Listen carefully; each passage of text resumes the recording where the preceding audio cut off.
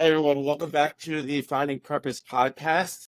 I'm so proud to have my friend Nicholas Causa on my podcast today. Nick was someone who I work closely with and have seen him in his leadership role. I asked him to be on because off record and even related to the job, me and him always had meaningful conversations about personal development, about growth, and definitely about purpose. Um, I couldn't be happy to have you, Nick. Proud of just watching you and working under you and seeing the way that you lead. I integrate it into many of the habits I instituted when I decided to start my business. Additionally, so we're happy about your project, the Creating Buy-in project, which we'll definitely delve into in our discussion today. So, how we doing this Sunday, man? Feeling pretty good. It's a nice day out. Finally, it's getting not to be so windy and rainy constantly in our northeast springtime season. Yes, sir. Um, so the reason I thought of you when I was launching my podcast is because um, you really and I feel like me and you are very like-minded when it comes to personal growth. Um, you exemplified leadership when I felt that we most needed it in certain situations, and I really just um, wanted to go back and learn a little more about how you grew to be the type of leader that you are. Um, and I feel like it could you can start it whenever you'd like. But where do you think was the first time that you took on a leadership role? Hmm. If I could, I could obviously think about professionally. You could probably think about it that way. I'd say probably on a football team in high school where I stood out. I think I only played football for like 2 years, and it was like sophomore year. People were trying to get me to play at the end of the year anyway. And I hadn't played that year, and then junior year, a buddy of mine approached my mother, and she was like, we played baseball together. He was like, Nick's a good athlete. We'd love to have him on the team. And she was always concerned about injuries and all that. But junior year, I did play. And I felt like I made a name for myself, did a really good job, and a lot of the players had noticed and took notice, and the coaches noticed. So senior year, only second year, I ended up becoming one of the captains and got like the coaches award and all that. But I felt like that happened by accident as a result of like staying late for practice and working out or showing up really early. I'd go to the gym at like 5:30 in the morning as, a kid in high school, with being in the fitness industry. It's funny to see all those people who are there really early in the morning and, you know, the, I guess some, just the folks that they all have. And I was a part of that group very, very young, which is really cool. And I'd say, yeah, that was it when I decided to really put a lot of effort in, and it showed, and everybody saw within the group that I cared about the result and the outcome, and then everybody kind of followed suit, and we never really won any games, but but it was I never. It's funny bringing this, you asking the question. I don't think I've ever really. I could have gone with the professional route, like, oh, the first time I was a manager, but no. If I was to go back a little further, I guess it was like the first time I put in a lot of hard work within a group, and people took notice, and people followed suit as a result. So, do you think that experience is what shaped you the way you lead foundationally? Again, I never thought of it that way, but I guess probably. Had I thought about what we were going to say in these conversations prior, I don't think I would have thought about the scenario. But thinking about it, live, I guess that is the case. Is that's probably what shaped a lot of the way I was, or the way I lead and the way people follow suit as a result, which is great. Was about just showing up, putting in a lot of hard work, earning respect as a result of the early arrivals and work put in. So yeah, I'd say that probably is where the foundation of a lot of this started. It's funny because one of the conversations that we've had in the past is that as a leader, it's your responsibility to get better also. And that's something that I see you uh, do. I see you constantly working, whether it's reading leadership books, whether it's taking seminars, whether it's just talking to other leaders. What do you think were the habits that you incorporated early in your leadership, we could say professional career, um, that you still incorporate now? I'd say similar to what you just said, right? I think there's of course building a foundation of trust and care and all that, but I think it's like getting your mind right first. And like you're mentioning, a lot of the self development was a huge focus for me, and still is wake up early in the morning, read some of the things that you know it's going to make you better at your position, journal, did a lot of meditating. I felt like it was a responsibility of mine to never just roll into work and like kind of still wiping the sleep out of my eyes. Like I needed to already kind of be ahead of everybody in that my mind was right. I already read a bunch. I've already looked at my schedule. I've already got my mindset for all the things that are about to happen. That's why sometimes when things pop into my schedule and get a little frazzled because like, oh, I wasn't ready for this. And I like to have things prepped. But of course, with the job and many jobs, you have to, be agile. But yeah, I would say getting your mind right and constantly developing yourself and learning as much as you can. I always felt the quote that's if you're not growing anywhere, you're not going anywhere. There's all these quotes that are really helpful to continue to, pin that to the bulletin board of your mind is to constantly learn and grow. So getting your mind right and being mentally ready for sure. Awesome, man. I mean, we've also talked a lot about role models that you've had. Who have been your role models, and what pieces of their skill set did you try to emulate? So I think on a personal level, my grandfather actually, he just recently passed away, and I'd done Oh, yeah, we did like a thank you. We didn't like a I guess we kind of did do a eulogy, but like they always do them like at the wakes now. And I was part of the three or four of my siblings and cousins that had said something, and I remembered before doing it like writing when I was like in second grade, third grade, whatever, like who's your role model? I always had my grandfather as a yeah. person I always looked up to. And I felt the reason was for that was that he was just a good man and had good moral character and would just, have a lot of class and values. And I always felt like I was always trying to emulate that. And in part of what I'd said that night was, he helped me become a man and then helped me. And then I don't just mean just a man, like as in tough guy. I mean, just like caring for your family, caring for your relationships, caring about people, making people feel special. I was always a guy that was always going to make somebody in the room feel like they mattered, no matter where their lot was in life. So certainly my grandfather. And on a professional level, a few managers I've worked with in the past where I've learned to have a difficult conversation, but have that conversation with in the back of your mind, understanding this person's previous, maybe not so much history as in behavioral problems, but where they're coming from, what their mindset's like, looking through their eyes. So several managers that I could name. I mean, I love all these guys. So I got guys like Jed and Declan and Jeff, speaking already, Brian Kiltz, all these guys and there's probably more, and so I feel bad not mentioning everybody, so I shouldn't have started naming names. but yeah, I'd say my grandfather and several managers I've worked with that have helped me have better judgment. So, I want to go back. You covered a lot there. The one thing that first sparked my interest was what you said about character building, and how character plays such a important role when it comes to a leader and having your team gravitate towards you. What do you do to try to incorporate character building with your team? I think everybody already knows what the right thing to do is. It's just sometimes they need to have somebody paint the picture for them in a way. Like I was having a conversation with somebody recently, like, what the right thing to do is here. And they were like, yeah, no, I know. It's just the hard decisions, the right thing to do. It's the one that'll cause pain. They call it pain in the short term, but gain in the long term. And I love Naval Ravikant, and anybody who's listening, certainly look him up because he's certainly helped to, shape my mind and the way I think about things in terms of judgment. But a lot of what he says was like all of self-help is boiled down to choosing long-term over short-term. So long-term gain over short-term satisfaction.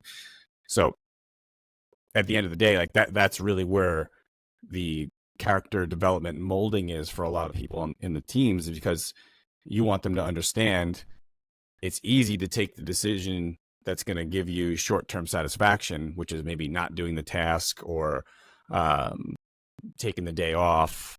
Whereas if you were to just delay short-term satisfaction and then understand that at the end of the road, there's going to be a long-term gain as a result of the actions you took today, then in the end, you're going to be great. And that's the idea, is that exponential growth that you have as a result of those incremental gains. So constantly, whether it's task execution or it's being a better person, saying hello to people while you're working, and creating good customer satisfaction, and putting out good professionalism and a good quality product, obviously in the fitness industry, or even just as a leader, no matter where you are, that is already built off of a foundation of having good morals and just being a good person. Yeah, no, I totally agree on everything you said. One thing that you talked about was the long term versus short term. Now that we live in a very instant gratification geared culture, how do you think that has helped evolve just leadership in general? Where leaders are managing people who want results right away, because hey, they're on Instagram and they see these other um, people doing the same thing that they're doing on the level that they want to be doing it. But these people are obviously only advertising their wins. Um, how do you think that affects you on the ground as a leader? And have you had to make any adjustments to how the culture has evolved? Yeah, I think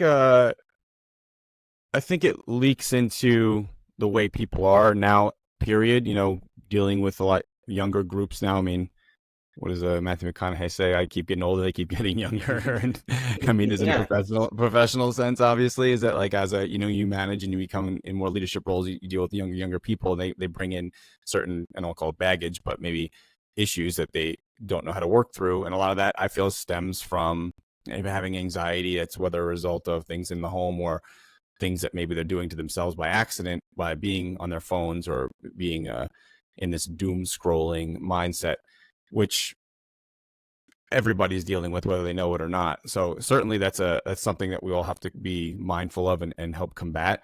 And I think that all goes back to the working from the neck up. Obviously, a lot of in training, we work from the neck down and get the body nice and strong, but we need to be mindful of the neck up. And I don't think people think enough about that. And there's been several times I've had conversations with newer employees or teammates, and trying to get their mind right. And, at the end of the day, when you're scrolling through social media, all it is just bolstering this sense of almost like ADD, where you're thinking about one topic, then you're thinking about this topic, then you're thinking about this topic, and everybody's doing it. So it has this conformity, strengthening aspect to it, where it's like a social proof, where, okay, everybody does it, so who cares if I do it? And I'm just going to continue to just, like you said, look at everybody else's wins, and instead of being happy for them, being more upset for myself. And yeah, I think as a leader, it certainly makes it difficult to get people focused. But I don't know if enough leaders are thinking about that. I think they're just waiting for someone to maybe execute that task or check that box so that it affects the bottom line. But really, our mindset as leaders needs to be, let's make this person a better person, or make them better in their life, so that they're better at what they do as a result. Like, let the scoreboard take care of itself, just because you did the right thing as a good person for somebody who's on your team. And I think there's a lot of struggles that come, like, to long and short of it, a lot of struggles that come from a lot of the different ways you can get your mind to just run amok, that we can maybe help fix. Maybe that always within our scope, of course. We're not psychologists in any way. Yeah, of course. Like that's so funny that you quoted that Matthew McConaughey quote, because it's so true. Like, the older you get, you're still going to be bringing on, those entry level or newer folks who are going to be fresh, new to the industry, perhaps, or just new to the way you do things at your place of business. And it's funny because I've had a variety of different jobs where I worked in sales, I worked in hospitality, and one of the things that I found was the mark of a good leader was not making sure you're not too far removed from when you started and where you were, and being able to identify with those new employees.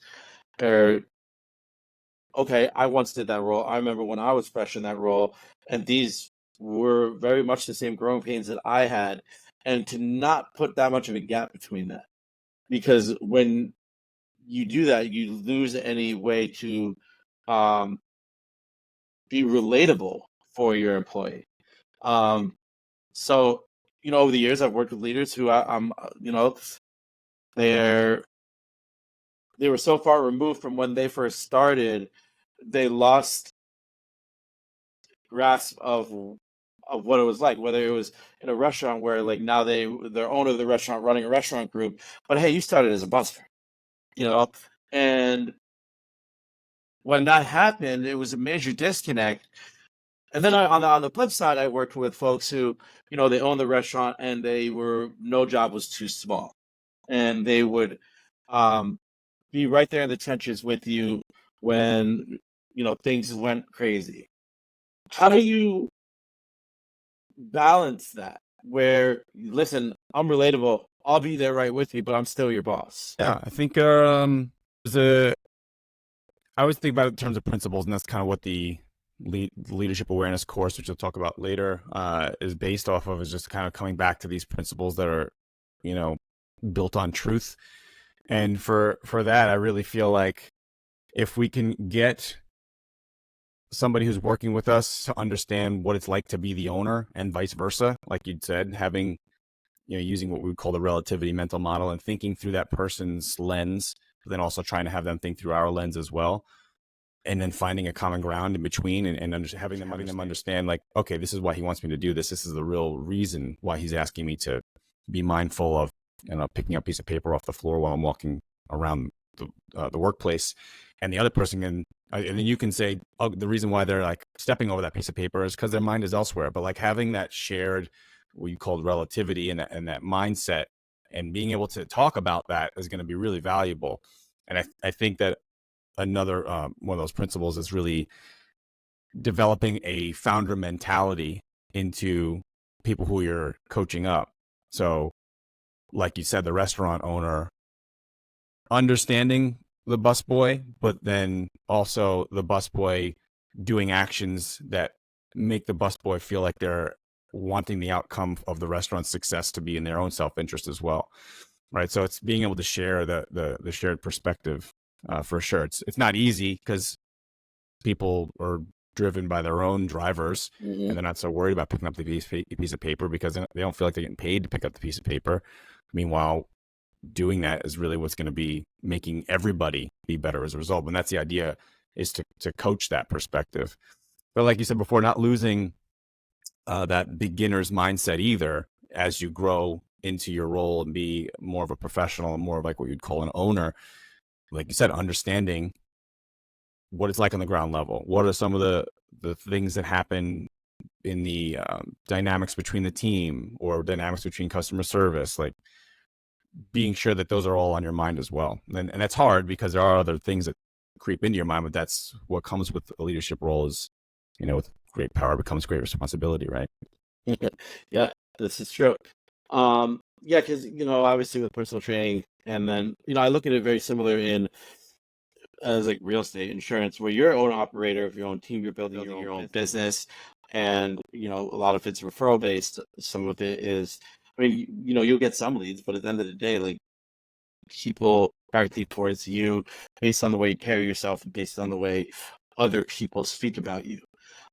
How what hurdles have you faced when it comes to like uniting a team when it is very much an owner operator mentality when it comes to their public business? Yeah, I think it's interesting in the personal training uh, world because there's all individual contributors, and there's definitely other jobs that are just the same way. Maybe you're a car salesman, manager, and you know the sales reps or the sales associates are only in it for themselves, and you need to try to get them together and understand that the benefit of the group is also going to benefit them as well. And then that in and of itself becomes almost like a sales role in a way. But yeah, I'd say I've seen that at several different clubs where it's really hard to get people to understand that they need to together be collaborative towards a successful group, which is then going to benefit them as well. I mean, it almost feels like you're selling something that doesn't really exist, but it does exist. Once the group does really well together, everybody seems to just, you know, be kind of skipping down the hallways and have a better environment because we're all doing really, really well together. So that's that whole individual contributor problem. I think that's always going to be prevalent in management. And there's also kind of, we touched on before, but like the principal agent problem, which I really find fascinating, where there are principals and there are agents. The principals are the people who possess owner-like mentality, like managers and regional managers, people who are having a lot more responsibility. And then there's the agents who are just in it for themselves, and then just decide to want to do the things that are going to make them benefited, right? And we have to understand that that is a dynamic within groups, and we have to be mindful of that. It's going to be prevalent in any management role. It's true. But having that awareness is I think that's the first step towards either A, fixing it, which I don't think you can. I think you just have to be mindful of it, or B, getting towards a place where we can all have a conversation about it. I agree. And, that kind of segues into my next question, into developing leaders. And do you believe you could spot a leader just right off the bat, love at first sight, this person's leader? I'm trying to think. I think it's hard. It's kind of like an interview, right? When you're interviewing somebody, I have a hard time sometimes. I feel like, I think maybe everybody does, really knowing like whether or not someone's going to be like really good employee, and they say a lot of the things you want to hear, which is an interview, and everybody brings their best self. So I don't know if right off the bat I feel like I can see it. I feel like after a while, if we're working together enough and they're saying the right things and caring about the right things, and people around them are being influenced by them, I think that those are marks of somebody who's a good leader, or somebody who is organized and cares about the people around them rather than just themselves. I think that those are all really big markers of a good leader. I don't think it's something you can tell right away. I feel like it's something that develops over time when you're working with somebody and you're kind of just paying attention and just like, I could tell this person cares about more than just themselves, and they care about the larger outcome, which in turn, of course, then does result of them benefiting as a result. But they don't see that until much later. So yeah, I think the short answer to a longer version of it is, it's hard to tell at first, but if you start to see the things like someone caring about the right things and showing up on time and developing themselves and being mindful of their own mindset coming into work, then you can tell. I agree. I think sometimes you can tell just based on the way someone speaks and, based on the questions they're asking. But, one thing that I really admired about you was, as a leader, you make it very easy for your team to approach you. You don't lead by fear, you really lead by example. So people aren't afraid to come up to you and be like, listen, Nick, this is what I'm going through, or Nick, I can't do that. What do you do to maintain those lines of communication with your team so that they are comfortable? And how does that help you when it comes to just overall day-to-day management? I think it's I want to say it's natural. I don't like that excuse. I feel like it's got to do with, I care. I think at the end of the day, I don't want to say it's hard to fabricate that. You're never going to fabricate that. I think that they know I care. And I also, and some people would argue against this, and I've seen the pitfalls of this, but being a friend and not being, I always mention to people, like, I want them to understand, like, where I work, there's a wall between the break room and the management office. And I was like, there's no wall here. Like, we're the same people. I came from the same group you are in right now. I've seen all the things you're seeing, and I want to help you overcome hurdles and obstacles that I know I've seen before, or let me know about some of the things maybe I don't know. But I think being vulnerable and open-minded is what's going to really help to, sow the seeds of trust, for sure. Because I always like the whole vulnerability thing, in that if I can be an example of being vulnerable and open and having them understand that I don't know all the answers, then they'll do the same, and then we can have like a real conversation. And that, I always felt like that's like one of the bigger first steps in sowing the seeds of trust. But I think there's a couple things. I think it's about being a friend, having them understand that I do care about them. I want to see nothing but success for them. I don't even care if they're not successful within our team, but we put in enough work and enough reps and habits to make them a better person and a success elsewhere. I find that to be a success. I always tell people, my job is to, years down the line, have that person say, he really made an impact on me. And I don't care if they're still with me or with the group.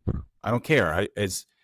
If they're 6-7 years down the line, they're like, and they got asked a question on a podcast, who influenced you, or who who is a leader that really like a role model for you, and they say me, and is that self-aggrandizing? No, I wouldn't even know about it. That's why I wouldn't find it to be so virtuous. It's more like I know I did the right thing, and I think that I feel like maybe, I don't know if it's true. I'm not in their shoes, but I think that they know that because I try, like I said about my grandfather, to make them feel important, make them feel heard. I feel like they know that, and that's why it's so easy for them to come to me. I'm sure there's some people who's not easy for them to come to me. I understand that. We've developed a rapport, and that's totally fine. But I think the majority of people are more open because I feel that I'm open. I'll tell anybody anything. I don't care. I'm an open book. I think that's how you do it. No, that's awesome, man. What was the most difficult hurdle that you faced as a leader, and how did you overcome it? I mean, I would probably say COVID wasn't easy, right? COVID was, but I think again, if you rely on some of those principles of caring about people, then they'll, I don't want to say come back, but that was the real concern, was whether or not they would come back. So I think so. There's probably two things. COVID, actually, it's interesting how this worked out. COVID, my sister, who's also somebody who influences me in that she's a pretty she's a good leader herself, but she had brought up a quote, and it's not her quote, but it was never let a good was it never let a I can't remember it now, but it was never let a good chaotic situation go to waste. I forget the word that it was actually used, but it was just like there's the opportunity here, right? And then totally that's how you want to always think. But when COVID had happened, obviously a lot of the clubs shut down, and everyone was concerned about losing their jobs, losing their teams, losing their life. You know, it was just like a really Yes. tumultuous time, as everybody I'm sure can understand, sympathize with. But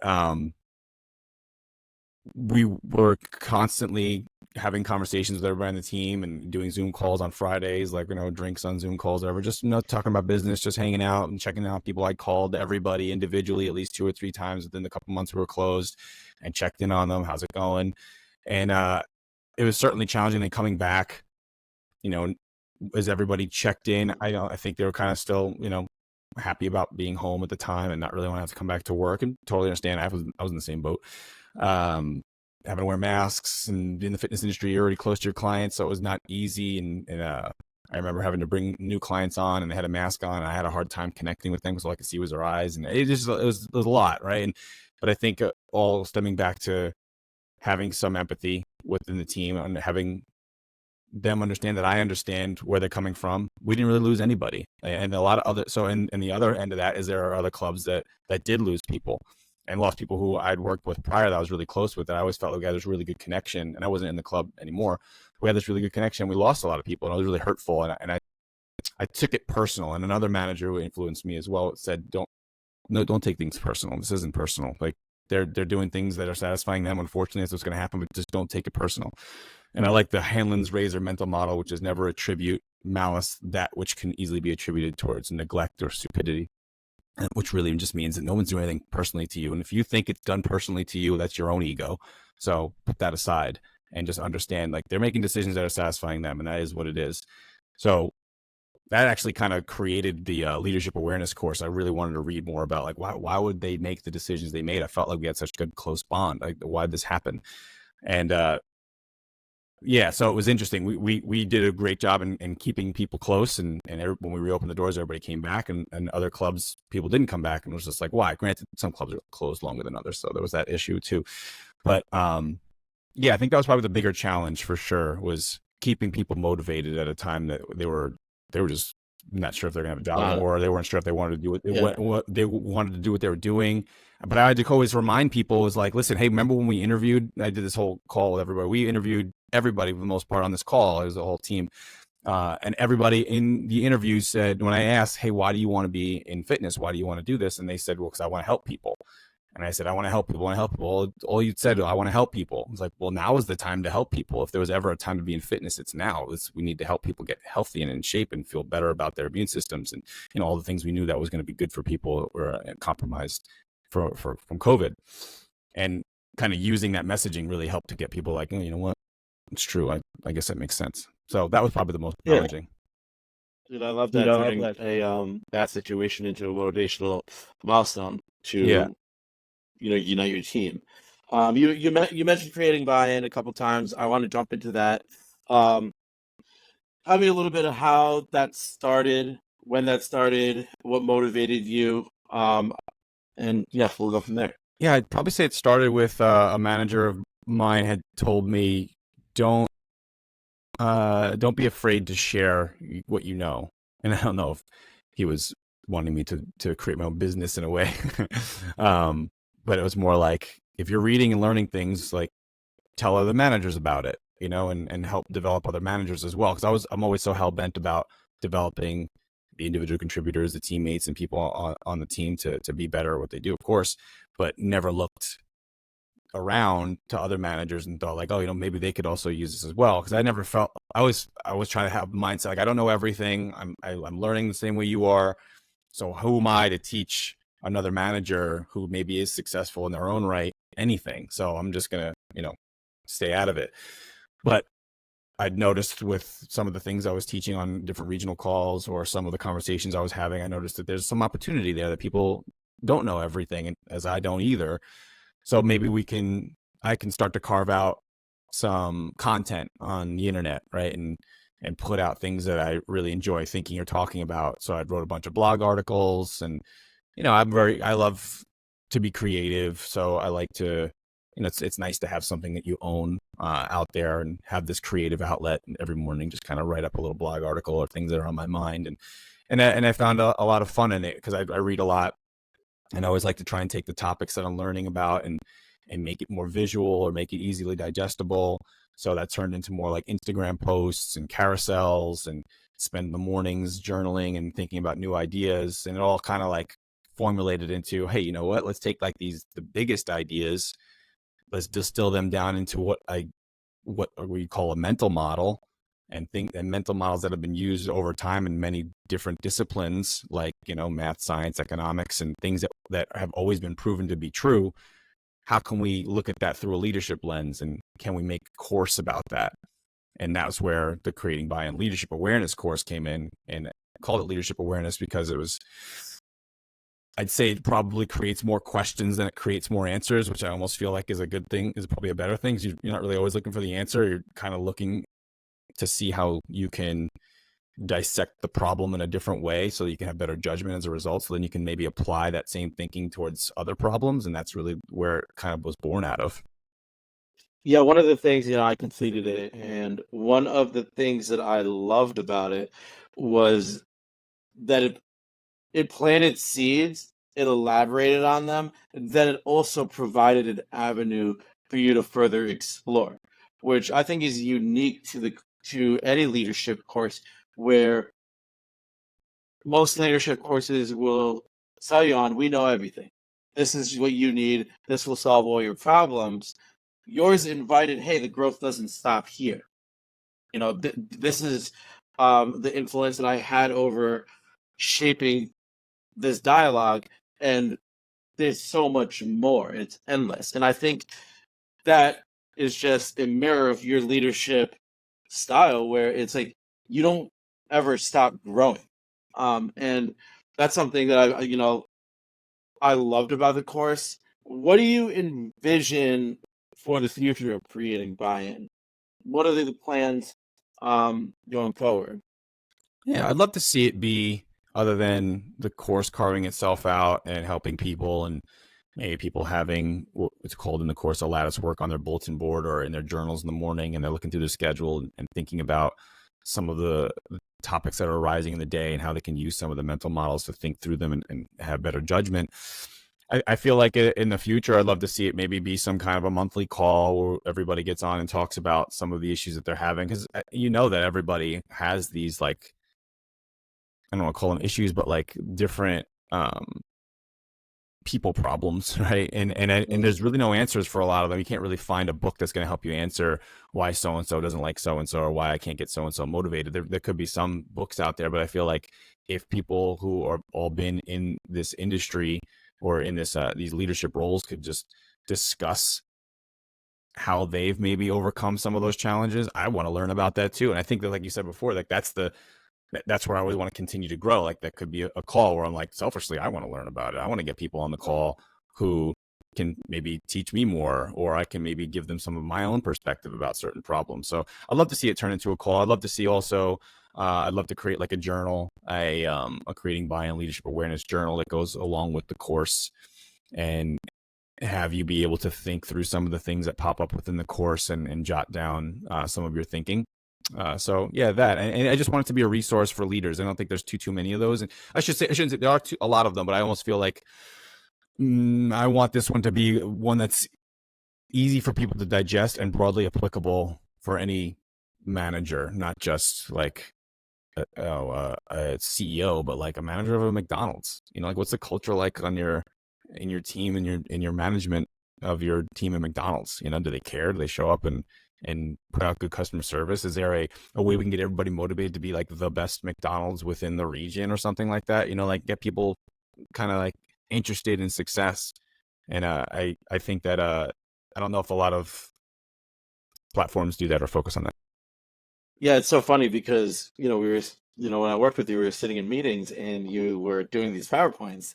And then I was like, okay, he's doing market research after I did the class. But it was funny because that was like a perfect example of how when you went through the course, it invoked discussion, Mm-hmm. and we would sit in that room and we would discuss what you put up there, and hearing the wide array of perspectives about what you created with creating buy-in um was pretty awesome. Now in hindsight, having gone through the course and some of them being like, oh, I saw that, and and then sitting there and seeing how it was applied in an actual workplace was a beautiful thing, man.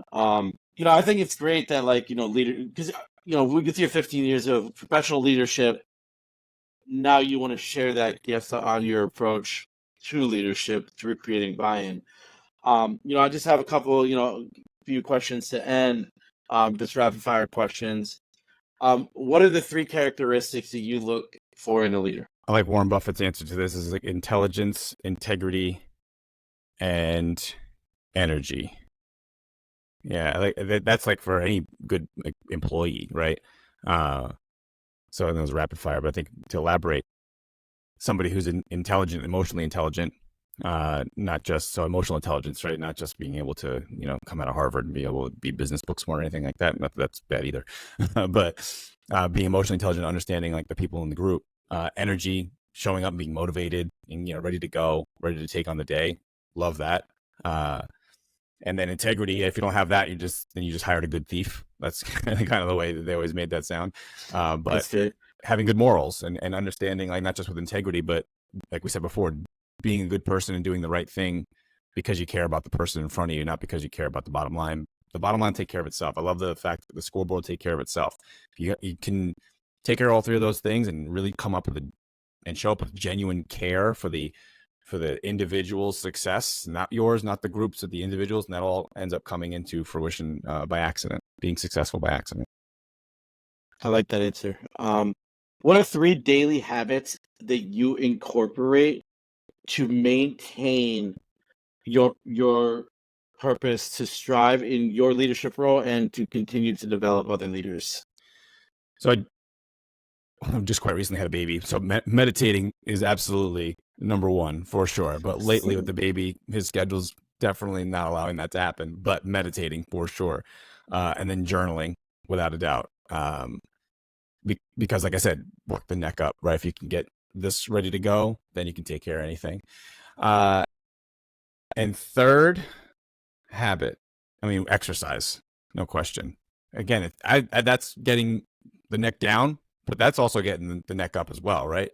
So I feel like, if I was actually, reading's got to be in there somewhere. Maybe we'll we have to get some reading in there. There's no question. Like, because I remember when I first stumbled into like self-development, I actually stumbled into like Jim Rohn, I think, some old videos, and he was just talking about like, you need to read. You need to read. He's like, read. I remember the clip was like, read.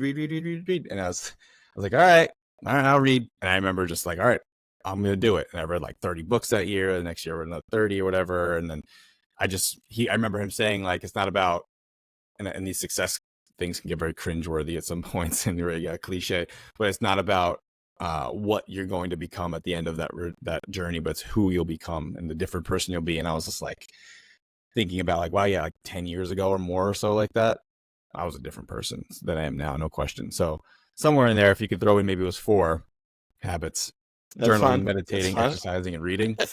That's it right there. If you can get them all done before, 6 a.m., you're a G. There you go. My last question is, what advice would you give to someone in the process of trying to find their purpose?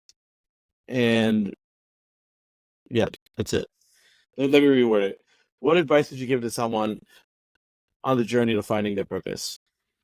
I love not to continue to quote Naval Ravikant, I just really like him a lot. He said something that really resonated with me, which was find what it is that you do that looks like work to others but is fun to you. So me, I love to sit there in the morning and write and journal and create some of these things for creating buy-in, and take my thought and distill it down into some visuals. And like that, I could do that all day, and people look at me like, wow, you're working really hard. And I'm like, I don't feel like I'm working at all, And then working out was also the same thing for me. It was like, I was in the music industry for a long time and I love music, but at the business side of music, I wasn't too happy with and ended up leaving. Because I was like, I need to do the thing that I love to do, which was exercise. I love working out in the morning. I wake up in the mornings, first thing I would do, and and get some good workouts going. Obviously, like I said, mentioned before for football. And I was like, let me do this. Why don't I get paid to do this? Like this is the thing that it's on my mind all the time. And it's that whole, and people would say, you're in the gym at 5 o'clock in the morning, like you are working really hard. And I'm like, I don't feel like I'm working at all. So like, I think that whatever it is that you're doing that looks like work to others, but it feels like play to you, if you can find what that is, that's going to be your bread and butter. And it's hard to find that sometimes. Sometimes that's not even something you can monetize, right? So I think in order to find that, other than maybe you don't do a lot of things for fun, I don't know, but I think if you were to just continue to write and journal and wring out your mind and see what's left, that would be really helpful too. Not that you're always looking for purpose, but to at least kind of learn a little bit more about yourself. I love the Socrates, of course, know thyself. And if we can continue to just figure out what's going on up here, what the drivers are, what our attachments are, is a really good book by Anthony DeMello called The Way to Love that talks about the attachments in your mind, and what are the categories that your mind always seems to kind of go towards, and then taking all that, distilling that into what you love to do. And I feel like you can find pretty easily what you should be doing.